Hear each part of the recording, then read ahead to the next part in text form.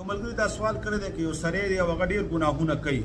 هغه دروغ هم وایي، هغه غیبت هم کوي، هغه شراب هم څښي، هغه بدکاري هم کوي او هغه نور ګناهونه هم کوي، لیکن یو وخت کې دته بس کې دا حاله چې د یوې ګناه نه زه توبه وباسم، آیا د یوې ګناه نه توبه قبلیږي چې نور ګناهونه نه پرېږدي؟ نو علماو په دې کې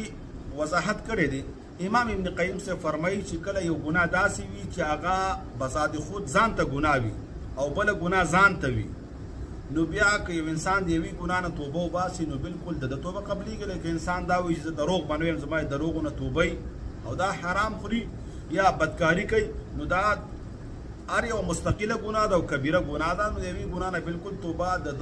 توبه قبلیږي او د دا توبه صحیح ده د دغه یوې ګناه نه. او که چېرته دا داسې وي چې د ګناه اقسام دي، لکه سود براوالو،